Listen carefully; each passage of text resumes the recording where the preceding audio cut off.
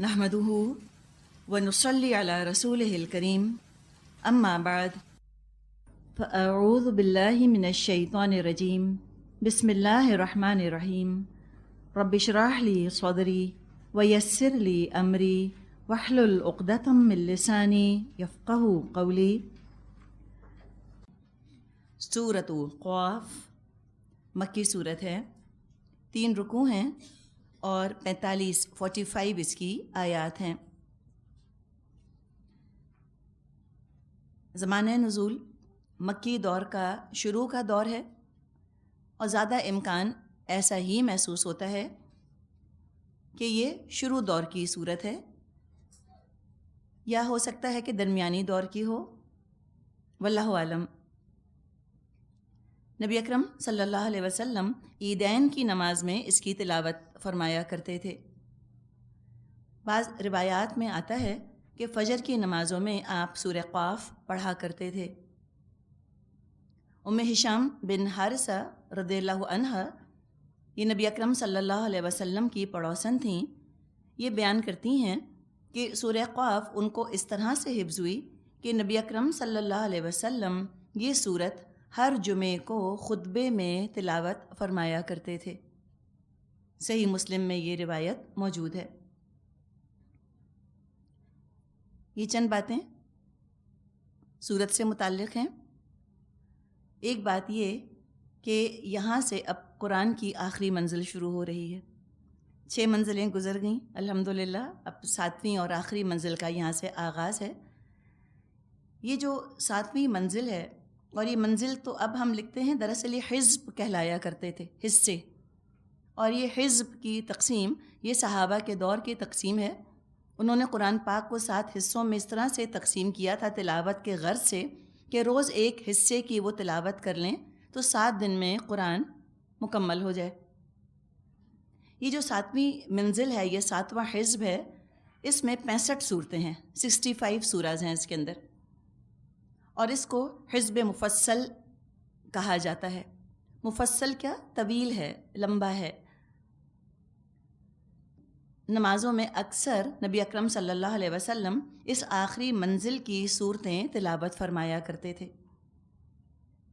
مرکزی مضمون ان صورتوں کا یا اس حزب مفصل کا قیامت ہے، انذار آخرت ہے، قیامت کے شدائد، قیامت کے مصائب، قیامت کے حوادث کا ذکر کیا گیا ہے، اور چند مدنی صورتیں بھی ہمیں اس حصے میں ملیں گی، اور ان مدنی صورتوں کا بھی تعلق اس دور سے ہے جب مسلمان ایک معاشرہ بن چکے تھے اور مسلمان ایک سیاسی طاقت بن رہے تھے، تو کیا مسائل ان کو درپیش تھے، کن باتوں کی طرف ان کی رہنمائی کرنی تھی، ان کا بھی ذکر ہم کو اس میں ملے گا۔ شروع کرتے ہیں، بسم اللہ الرحمن الرحیم۔ قاف، قاف حروف مقطعات میں سے ہے۔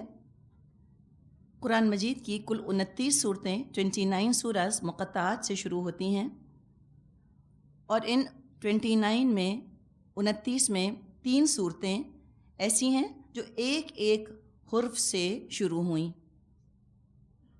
جیسے کہ صاد ہم نے پڑھا تھا، سورہ صاد، یہ دوسری پڑھ رہے ہیں سورہ قاف، اور ایک ہم پڑھیں گے انشاءاللہ 29ویں پارے میں نون، سورہ قلم، نون والقلم وما یسطرون، والقرآن المجید، قسم ہے قرآن مجید کی۔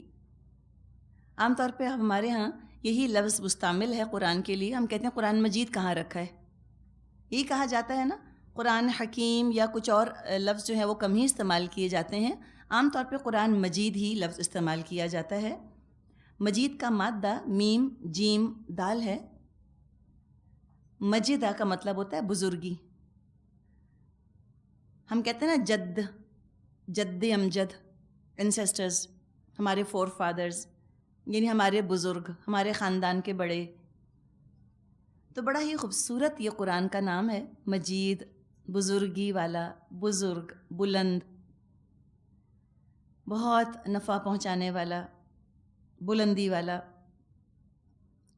تو قسم کھائی گئی ہے قرآن کی، جو کہ بڑا بزرگ ہے، بڑا بابرکت، بڑا بلند پایا، بڑا بلند مرتبہ ہے، اس کا ہمیں احساس دلایا جا رہا ہے، اس کتاب کے رتبے کا، اس کے مرتبے کا، اس کے مقام کا۔ اب جب رتبے کی، مقام کی، مرتبے کی ہم بات کرتے ہیں، اس سے اگر ذرا ہم دوستیوں کی طرف تھوڑا سا چلیں، ٹاپک سے ڈائیگریس تو کر رہے ہیں، موضوع سے تھوڑا ہٹ تو رہے ہیں، لیکن ذرا ہم دوستیوں کی بات کریں، پھر ہم قرآن پر بھی آئیں گے۔ دنیا میں جو ہم کسی سے دوستی کرتے ہیں یا تعلق قائم کرتے ہیں کسی سے، تو اس کے مختلف وجوہات ہوتی ہیں، ریزنز ہوتے ہیں۔ ایک وجہ تو یہ ہے کہ ہمیں کسی سے محبت ہو جاتی ہے، کسی کے اندر کوئی خوبی ایسی ہوتی ہے، کوئی خوبصورتی ایسی ہوتی ہے، کوئی کمال، کوئی جمال اس کا ایسا ہوتا ہے کہ اس کی طرف ہمارا دل کھنچتا ہے، ہمیں وہ اتنا اچھا لگنے لگتا ہے، ہمارا دل چاہتا ہے ہم اس سے دوستی کر لیں۔ تو یہ جو کمال ہے یا جو جمال ہے، وہ تو سارے کا سارا قرآن کے اندر موجود ہے۔ تو اگر محبت کرنی ہے تو حقیقت ہے کہ قرآن یقیناً اس قابل ہے کہ اس سے محبت کی جائے، اور یہ کلام ہے بھی کس ہستی کا؟ اس ہستی کا یہ کلام ہے جس میں تمام تر خوبیاں سب کی سب جمع ہیں، حمد اسی کی ہے، تعریف اسی کی ہے، ثنا اسی کی ہے، اور مدح اسی کی ہے جس کا یہ کلام ہے۔ مجید تو اللہ کی بھی صفت ہے، اور قرآن چونکہ اللہ کا کلام ہے لہذا اس میں بھی یہی صفت موجود ہے۔ یقیناً کلام کرنے والے کی عکاسی کرتا ہے، اس کا ریفلیکشن ہوتا ہے۔ جیسے کسی نے کہا ہے کلام الملوکی ملوک الکلام، بادشاہوں کا کلام تو کلاموں کا بادشاہ ہوتا ہے۔ تو یہ تو اس قابل ہے کہ اس سے بہت محبت کی جائے، دوستی کی جائے اس سے۔ اس میں ہر وہ خوبی موجود ہے جو کہ محبت کا کسی کو حقدار یا مستحق بناتی ہے۔ دوستیاں کرتے ہوئے جس دوسری چیز کا لحاظ رکھا جاتا ہے، جو چیز کنسیڈر کی جاتی ہے، وہ یہ کہ اس کی دوستی سے کوئی فائدہ حاصل ہوگا۔ تو دوسری بات جو کہ ملحوظ رکھی جاتی ہے دوستی میں، کہ کوئی شخص طاقت والا، اقتدار والا ہو، اپنا انفلوئنس، اپنا اثر اور رسوخ استعمال کر سکتا ہو، اس سے انسان دوستی کرنا چاہتا ہے تاکہ فائدہ حاصل کرے مشکل پڑنے پر۔ کوئی مشکل میں ہم پھنس جائیں، کہیں ہمیں مدد کی ضرورت ہو تو وہ ہماری مدد کو آ جائے، یا ہم اس کے پاس مشورہ لینے جائیں تو ہم کو صحیح مشورہ دے، ہمارا کام بنا دے، یا جیسے ابھی ہم نے بات کی اقتدار والا ہو، حکومت میں بہت اونچی پوزیشن ہو، ہمارے کام آئے وقت پڑنے پر۔ تو ایسے ہی لوگوں سے انسان دوستی کرنا چاہتا ہے، اس لیے کہ انسان بہرحال اپنی صحبت سے پہچانا جاتا ہے، اپنی کمپنی سے پہچانا جاتا ہے، کس قسم کے لوگوں میں اٹھتے بیٹھتے ہیں، اس سے بھی انسان کو معاشرے میں ایک مقام حاصل ہوتا ہے۔ اور اس سے بھی انکار نہیں کہ صحبت کا اثر انسان کی اپنی شخصیت کے اوپر پڑتا ہے۔ جیسے لوگوں میں اٹھے بیٹھیں گے، جس طرح کی گفتگو وہ کرتے ہیں، جو الفاظ استعمال کرتے ہیں، جو ان کے سوچنے کا انداز ہے، جو ان کے پرسیپشنز ہیں، ان سب کا اثر انسان کی اپنی سوچ سمجھ کے اوپر پڑتا ہے۔ اور جس سے انسان بہت متاثر ہوتا ہے، اسی کو اپنا رول ماڈل بنا لیتا ہے، اس کی دی ہوئی ویلیوز کو اپنا لیتا ہے۔ تو ان تمام چیزوں کو ہم ذہن میں رکھیں، جن کو کہ ہم وجہ بنا کر دوستیاں کرتے ہیں، تو حقیقت ہے قرآن سب سے زیادہ حقدار ہے اس بات کا کہ اس سے دوستی کی جائے، اس لیے کہ یہ حکیم ہے، حکمت والا ہے، بڑا وائز فرینڈ بنتا ہے، یہ بڑے اچھے مشورے دیتا ہے۔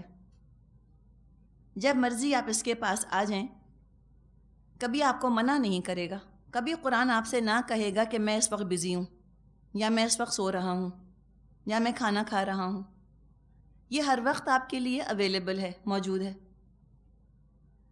عزیز سے عزیز دوست کے لیے بھی ہم یہ نہیں کہہ سکتے کہ اس کے دروازے ہمارے لیے 24 گھنٹے کھلے ہیں، لیکن قرآن ایسا دوست ہے جو 24/7، ہفتے میں 7 دن، دن کے 24 گھنٹے یہ اویلیبل ہے۔ مدد کے لیے موجود ہے، یہاں تک کہ جب لوگ منہ پھیر کر پلٹ کر جا رہے ہوں گے ہمیں اکیلا چھوڑ کے، قرآن نہ جائے گا۔ جب قبر میں ہم اتارے جا رہے ہوں گے، یہ قرآن بھی خوبصورت ساتھی بن کر قبر میں ہمارے ساتھ رہے گا۔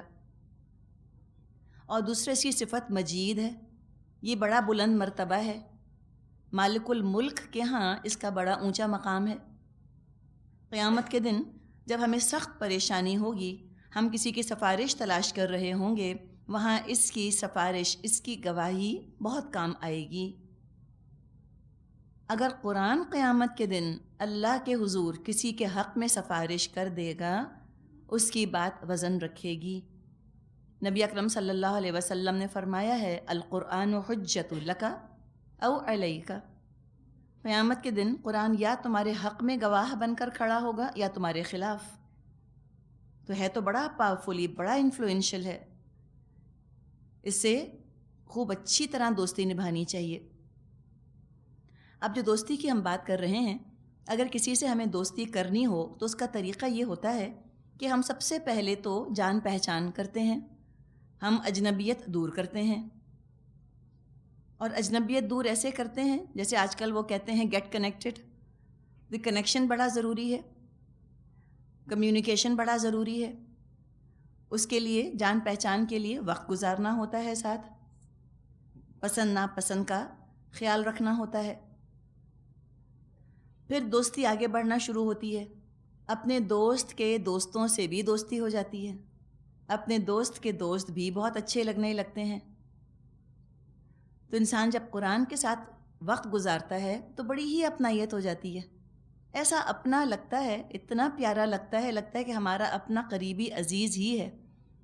جیسے مثال کے طور پہ آپ کی جاننے والی ہیں، ایک کا نام ہے راشدہ، ایک کا نام ہے آمنہ، ایک کا نام ہے حافظہ، یہ آپ کی جاننے والی ہیں۔ جوں ان کے نام آپ کے ذہن میں آئیں گے، ان کی شخصیتیں جو ہیں، خاص ایک پرٹیکولر پرسنالٹی ہے، وہ آپ کے ذہن میں ساتھ ساتھ آتی چلی جائے گی۔ ان کی شکل صورت، ان کی عادتیں، ان کا بولنے کا طریقہ، ان کا مزاج، یہ سب آپ کے ذہن میں اس نام کے ساتھ ساتھ آتا چلا جائے گا۔ جن لوگوں کو قرآن سے ایسی اپنائیت ہو جاتی ہے، ایسی قربت ہو جاتی ہے، وہ جب قرآن کی صورتوں کے نام سنتے ہیں تو وہ ایک ٹھنڈے ٹھنڈے نام نہیں ہوتے۔ ہر قرآن کی صورت لگتا ہے کہ میری ایک دوست ہے، میری ایک جاننے والی ہے۔ ہر قرآن کی صورت کا اپنا مزاج ہے، اس کا اپنا رنگ ہے، اس کی اپنی سمجھیں کہ ایک پوری ایک پرسنالٹی ہے، ایک شخصیت ہے، انداز ہے، اس کا اپنی ہی شان ہے قرآن کی ہر صورت کی۔ تو یہ ایسے بے جان نام نہیں محسوس ہوتے، لائف لیس نیمز نہیں لگتے پھر کہ جن سے اجنبیت محسوس ہو یا انڈیفرنٹ ہوں ہم، بلکہ ہر صورت جاندار لگتی ہے، لگتا ہے کہ ہاں اس میں یہ بات بیان ہوئی، اس کا یہ مزاج ہے، اس کا یہ انداز ہے۔ اور انسان پھر آگے ان لوگوں سے بھی دوستی کرتا ہے جو قرآن سے دوستی کرنے والے ہوتے ہیں، دوست کے دوستوں سے تو دوستی ہوتی ہی ہے۔ پھر دوست کی پسند ناپسند کا بھی بہت خیال رکھنا ہوتا ہے، اور پسند اور ناپسند تو اسی وقت پتہ چلے گی جب اس کی زبان سمجھیں گے۔ اگر لینگویج بیریئر ہے تو اجنبیت تو برقرار رہے گی۔ جیسے کسی نے کہا ہے کہ زبان یار من ترکی و من ترکی نمیدانم، کہ میرا جو دوست ہے وہ تو ٹرکش بولتا ہے، ٹرکش مجھ کو آتی نہیں، قصہ ختم۔ تو پھر دوستی کیسے ہوئی؟ تو دوستی کے لیے تو ضروری ہے کہ لینگویج بیریئر نہ ہو، کمیونیکیٹ کر سکیں۔ اور دوستی کا حق ادا کرنا، اس کا ایک تقاضا یہ ہے کہ جب دوست بلائے حاضر ہو جائے، جو وہ بات کہے اس کی بات مانی جائے۔ اور یہی طریقہ ہے قرآن سے بھی دوستی کرنے کا کہ اس کی بات مانی جائے۔ دوستی کوئی کرے گا اس قرآن سے، تب تو قرآن قیامت کے دن سفارش کرے گا اس کی۔ جو شخص ہم کو دنیا میں جانتا نہیں، پہچانتا نہیں، کبھی ملے نہیں ہم اس سے، کبھی ہم نے اس کا کوئی حق نہ ادا کیا، وہ کیوں ہماری سفارش کرے گا؟ تو جن لوگوں نے دنیا میں قرآن سے جان پہچان نہ رکھی، اس سے دوستی نہ کی، تو قرآن ان کے لیے کیوں سفارش کرے قیامت کے دن؟ یا کچھ ایسے بھی دوست ہوں جنہوں نے دوستی کی بھی تو بے وفائی کی، خود غرضی والی دوستی کی، سیلف انٹرسٹ ان کا کوئی تھا، ذاتی مفاد کی خاطر دوستیاں کی، خود غرض، موقع پرست، ابن الوقت، بے وفا قسم کے دوست۔ بہت سی باتیں نہ مانی، پیٹھ پیچھے برائیاں کی اس کی، اپنے دوست کی، اپنے فائدے کے لیے جب چاہا دوست کو استعمال کیا، اور جب اپنا فائدہ نہ تھا صاف منہ موڑ لیا، بے یار و مددگار دوست کو چھوڑ دیا۔ تو جو اس طرح کا رویہ اختیار کرتا ہے، ایسی بے وفائی کا قرآن کے ساتھ، ایسی خود غرضی کا، تو قرآن اس کے حق میں ہرگز نہ سفارش کرے گا۔ قرآن دوست نہیں بنتا ایسے لوگوں کا۔ اور دوستیوں کا تو وقت ہوتا ہے جب انسان زندہ ہو۔ سارے تعلقات ہم نے زندگی میں قائم کیے ہیں سوائے ایک تعلق کے، اور وہ ہے قرآن سے دوستی کا تعلق۔ قرآن کا سارا لاڈ، قرآن کا وقت، قرآن کا پڑھنا، یہ سب مرنے کے بعد کے لیے اٹھا کے رکھ دیا کہ لوگ پڑھ پڑھ کے ہمیں بخش دیں گے۔ لیکن ہم یاد رکھیں کہ اگر دنیا کی زندگی میں اس کو دوست نہ بنایا تو موت کے بعد یہ تعلق قائم نہیں ہو سکتا۔ کوئی نہیں کہتا کہ اچھا مر جائیں نا پھر شادی کر لیں گے۔ کبھی سنا آپ نے کسی کو یہ کہتے ہوئے؟ اچھا مر جائیں نا تو پھر چلو فلاں کو اپنے گھر بلا لیں گے۔ جب آپ مر گئے تو آپ کیسے بلائیں گے؟ آپ مر گئے تو آپ شادی کیسے کریں گے؟ یا کہہ دیں اچھا ہم مر جائیں گے نا تو مرنے کے بعد ہم اپنی فلاں خوشی سیلیبریٹ کر لیں گے، ابھی رہنے دو۔ کوئی نہیں کرتا۔ لیکن یہ سارے تعلقات جو قرآن سے ہیں وہ سب مرنے کے بعد، تو مرنے کے بعد کیسے سیلیبریٹ ہوگا قرآن؟ مرنے کے بعد اس سے دوستی کیسے ہوگی؟ یہ تو زندگی میں دوستی کرنی ہے بھائی، جب تک سانس میں سانس ہے اس سے دوستی کرنی ہے۔ اور یہ ہے کیا؟ اس کا مقام سمجھ لیں اچھی طرح سے، مجید، بزرگی والا، بڑا بلند پایا۔ اب یہ تو اس کا مقام ہے، اور اوپر لوگوں کا کیا حال ہے، اس کے جواب میں کیا لوگوں کی غفلت ہے، اب اس کا ذکر کیا جا رہا ہے۔ بل عجبوا ان جاءهم منذر منهم فقال الكافرون هذا شيء عجيب أإذا متنا وكنا ترابا ذلك رجع بعيد۔ بلکہ ان لوگوں کو تعجب اس بات پر ہوا کہ ایک خبردار کرنے والا خود انہی میں سے ان کے پاس آ گیا۔ پھر منکرین کہنے لگے یہ تو عجیب بات ہے، یہ تو عجیب بات ہے کہ جب ہم مر جائیں گے اور خاک ہو جائیں گے، یہ واپسی تو عقل سے بعید ہے۔ ذالک رجع بعید، یہ تو بڑا مشکل ہے، بڑی دور کی سوجی ہے، ان کو نعوذ باللہ یوں کہتے ہیں نا، دور کی کوڑی لائے ہیں۔ عجیب بات کر رہے ہیں، بالکل ناممکن بات انہوں نے کہہ دی کہ ہم، کس نے کہہ دی؟ نبی اکرم صلی اللہ علیہ وسلم نے۔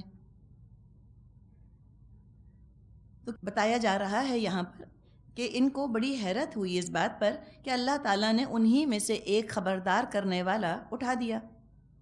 ایسی حیرت اور تعجب کا اظہار کر رہے ہیں جیسے اس سے پہلے یہ بات انہوں نے کبھی سنی ہی نہیں۔ اور یہ بھی انداز ہوتا ہے بات کی اہمیت کو کم کرنے کا